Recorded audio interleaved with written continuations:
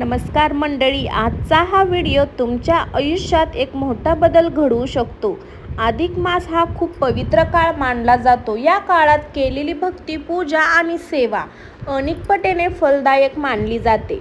पण आज आपण बोलणार आहोत कुलदेवीची अशी एक खास सेवा जी योग्य पद्धतीने केली तर घरात सुख, शांती, समृद्धी आणि संरक्षण मिळते.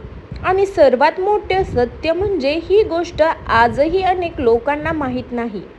मंडळी, आपल्या हिंदू पंचांगात काही वर्षांनी येणारा एक अतिशय पवित्र आणि दुर्मिळ काळ म्हणजे अधिक मास. या महिन्याला पुरुषोत्तम मास असेही म्हणतात, कारण हा संपूर्ण काळ भगवान विष्णूंना समर्पित मानला जातो. या महिन्याचं विशेष महत्त्व असं आहे की या काळात केलेले जप, दान, सेवा आणि पूजा याचे फळ सामान्य दिवसापेक्षा अनेक पटीने वाढून मिळते असे शास्त्र सांगितलेले आहे.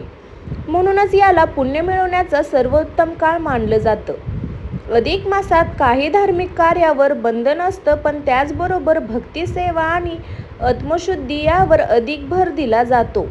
या काळात मन शांती ठेवून कुलदेवी, कुलदेवता किंवा इष्टदेवतेची उपासना केली तर जीवनात सकारात्मक ऊर्जा वाढते असे मानले जाते.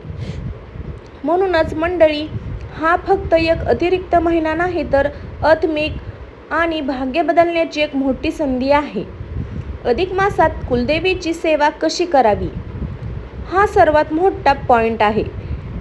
अधिक मासात कुलदेवीची सेवा कशी करावी तर मंडळी, अधिक मासात सर्वात महत्त्वाची गोष्ट म्हणजे कुलदेवीची श्रद्धेने सेवा करणे होय. सकाळी किंवा संध्याकाळी शांत वेळी निवडून घरात स्वच्छ ठिकाणी दिवा लावा. दिवा लावल्याने मनापासून कुलदेवीचे स्मरण करा. सर्वात आधी हात जोडून प्रार्थना करा, माझ्या कुटुंबावर कृपा राहू दे अशी विनंती करा. शक्य असेल तर कुंकू, फूल आणि दिवा अर्पण करा. या काळात मोठे विधी करणे गरजेचे नाही, पण भावना आणि श्रद्धा खूप महत्त्वाची असते. असे मानले जाते की अधिक मासात केलेली छोटीशी सेवा देखील घरात सुख, शांती, आर्थिक स्थिरता आणि नकारात्मकता दूर करते. मंडळी, कुलदेवी ही आपल्या कुटुंबाची रक्षणकर्ता शक्ती मानली जाते. म्हणून या पवित्र काळात तिची आठवण करणे अत्यंत फलदायी ठरते. अधिक मासात कुणी चुकूनही हे काम करू नका.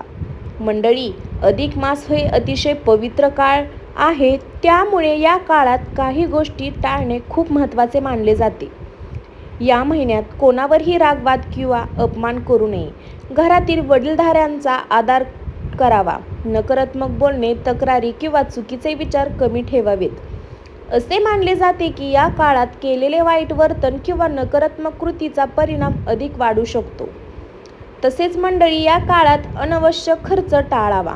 शक्य असेल तर दान धर्म करावा आणि रोज काही वेळ शांतपणे ध्यान किंवा नामस्मरण करावे. अधिक मासाचा मुख्य उद्देश आहे मन शुद्ध करणे आणि भक्ती वाढवणे. म्हणूनच हा काळ वादविवादासाठी नाही तर शांती, सेवा आणि आत्मशुद्धीसाठी आहे. मंडळी, असे मानले जाते की जेव्हा आपण श्रद्धेने कुलदेवीची सेवा करतो किंवा अधिक मासात भक्तिभावाने पूजा करतो, तेव्हा काही शुभ संकेत 24 तासात दिसू शकतात. अचानक मन शांत वाटणे आणि हलकेपणा जाणवणे, घरात सकारात्मक ऊर्जा वाढल्यासारखं वाटणे, एखादी चांगली बातमी किंवा संधी समोर येणे, अडकलेले काम हळूहळू मार्गी लागणे. काही लोकांना असेही वाटते की स्वप्नात दिवा, मंदिर किंवा देवीचे दर्शन होणे, मनात अनोळखी श्रद्धा आणि विश्वास वाढणे.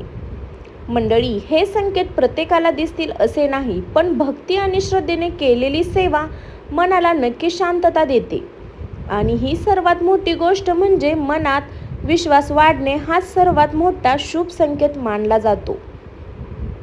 मंडळी, जर तुम्हाला आयुष्यात शांतता, सुख, समृद्धी आणि अडथळे दूर व्हावे असे वाटत असेल तर अधिक मासात हा छोटासा उपाय नक्की करा.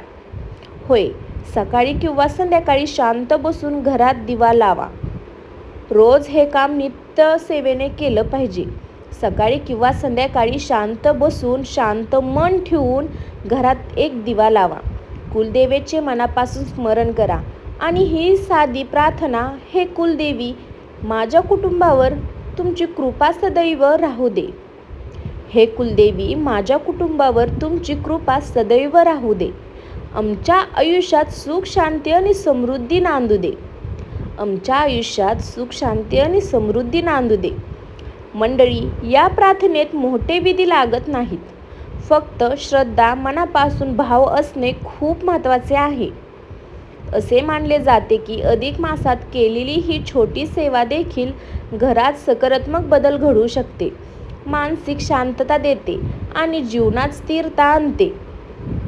मंडळी, अधिक मास हा फक्त एक महिना नाही, तर भक्ती, शुद्धता आणि नवीन सुरुवातीची संधी आहे. जर हा व्हिडिओ तुमच्यासाठी उपयुक्त वाटला असेल तर तो इथपर्यंत नक्की पोहोचवावा. शेवटी मनापासून प्रार्थना करूया, सर्वांच्या जीवनात सुख, शांती, समृद्धी नांदो. मंडळी, अधिक मास हा केवळ एक महिना नाही, तर आपल्या जीवनात भक्ती, शक्ती आणि सकारात्मक बदल आणण्यासाठी एक पवित्र संधी आहे.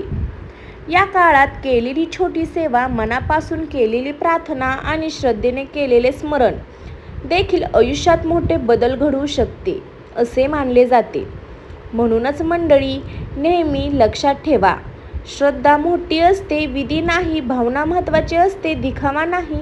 जर तुमच्या मनात विश्वास आणि भक्ती असेल तर आयुष्य हळूहळू सकारात्मक बदल नक्की दिसू लागतात.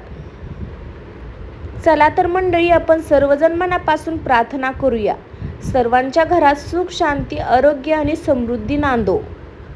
मंडळी, कुलदेवता म्हणजे आपल्या कुटुंबाचं रक्षण करणारी आणि पिढ्यानपिढ्या आशीर्वाद देणारी दिव्य शक्ती मानलं जातं. प्रत्येक कुटुंबाची एक विशिष्ट कुलदेवी असते, जिची परंपरा आपल्या पूर्वजांकडून पुढे चालत आलेली असते. ही देवी आपल्या कुटुंबाचे संकटापासून संरक्षण करते असं श्रद्धेने मानलं जातं. कुलदेवीची सेवा करण्यासाठी मोठे विधी आवश्यक नसतात. मनापासून श्रद्धा, नियमित स्मरण आणि साधी पूजा देखील पुरेशी असते. सकाळी किंवा संध्याकाळी दिवा लावून देवीचे नामस्मरण केल्याने घरात सकारात्मक ऊर्जा निर्माण होते असे मानले जाते. असेही मानले जाते की जेव्हा कुटुंब अडचणीत असते तेव्हा कुलदेवीची प्रार्थना केल्याने मार्ग सुकर होतात. त्यामुळे जिथे प्रतिश्रद्धा आणि विश्वास ठेवले जाते तिथे अत्यंत महत्त्वाचे आहे. अधिक मास, नवरात्र किंवा विशेष धार्मिक काळात कुलदेवीची सेवा केल्याने अधिक पुण्य फळ मिळते असे सांगितले जाते. पण सर्वात महत्त्वाची गोष्ट म्हणजे मनातील भक्ती आणि श्रद्धा भावना. मंडळी, कुलदेवी ही फक्त देवी नाही, तर आपल्या कुटुंबाचं रक्षण करती, मार्गदर्शन आणि आशीर्वाद देणारी शक्ती आहे. तिच्यावर श्रद्धा ठेवली तर जीवनात शांतता, स्थिरता आणि समाधान नक्की मिळेल. मंडळी, कुलदेवीचा उपास ही केवळ एक धार्मिक परंपरा नसून ती आपल्या कुटुंबाची, संस्काराची आणि श्रद्धेची ओळख. आणि प्रत्येक कुटुंबाची कुलदेवी वेगळी असते आणि तिची माहिती अनेक वेळा पिढ्यानपिढ्या तोडी परंपराने पुढे जाते. कुलदेवीचे मुख्य उद्देश म्हणजे कुटुंबाचे रक्षण करणे, अडथळे दूर करणे आणि जीवनात स्थिरता देणे असे मानले जाते की जेव्हा घरात वारंवार समस्या येतात तेव्हा कुलदेवीची मनापासून आठवण केल्याने मनाला आधार आणि शांतता मिळते. कुलदेवतेची पूजा करताना मोठे विधी करण्यापेक्षा श्रद्धा, निमित्मा आणि शुद्ध भावना यांना अधिक महत्त्व दिले जाते. दररोज किंवा विशेष दिवशी दिवा लावून, फूल अर्पण करून आणि मनापासून प्रार्थना केल्याने सकारात्मक ऊर्जा वाढते असे सांगितले जाते. काही कुटुंबामध्ये कुलदेवीचे मंदिर विशिष्ट ठिकाणी असते, तर काही ठिकाणी फक्त घरातूनच तिची पूजा केली जाते. स्थान काहीही असो, भावना मात्र सर्वात महत्त्वाच्या असतात. मंडळी, कुलदेवी ही आपल्या कुटुंबाची अदृश्य पण शक्तिशाली रक्षक शक्ती आणि तिच्यावर विश्वास ठेवला तर जीवनात अडथळे कमी होतात आणि आत्मविश्वास वाढतो. त्यामुळे नेहमी तिचे प्रति आदर, श्रद्धा आणि कृतज्ञता ठेवणे अत्यंत महत्त्वाचे आहे. मंडळी, आज आपण कुलदेवी आणि अधिक मासातील तिच्या सेवेबद्दल सविस्तर माहिती पाहिली. ही गोष्ट लक्षात ठेवा की कुलदेवी ही आपल्या कुटुंबाची फक्त एक परंपरा नाही, तर श्रद्धा, संरक्षण आणि आशीर्वाद याचे प्रतीक आहे. जर आपण मनापासून तिची आठवण केली, साधी सेवा केली, मन शुद्ध ठेवलं तर जीवनात हळूहळू सकारात्मक बदल दिसू शकतात. असे मानले जाते. म्हणूनच मंडळी, मोठे विधी नाही तर खरी श्रद्धा, शुद्ध भावना आणि नियमित स्मरण हे सर्वात महत्त्वाचे आहे. चला तर मग शेवटी मनापासून प्रार्थना करूया, सर्वांच्या घरात सुख, शांती, आरोग्य आणि समृद्धी नांदो. मंडळी, आजचा हा व्हिडिओ इथे संपतो. कुलदेवीवर श्रद्धा ठेवा, मन शुद्ध ठेवा आणि नेहमी चांगले कर्म करा. असे केल्याने जीवनात शांतता आणि सुख आणि सकारात्मकता नक्की वाढते. श्रद्धा मोठी असते, विधी नाही, भावना महत्त्वाची असते. जर हा व्हिडिओ तुम्हाला आवडला असेल तर इथपर्यंत नक्की शेअर करा आणि सबस्क्राईब करून बेल आयकॉन दाबायला अजिबात विसरू नका. आणि तुमच्या कुलदेवाचं नाव कमेंटमध्ये लिहायला अजिबात विसरू नका. सर्वांना श्री स्वामी समर्थ. भेटू आपण अशाच एका नवीन व्हिडिओसोबत.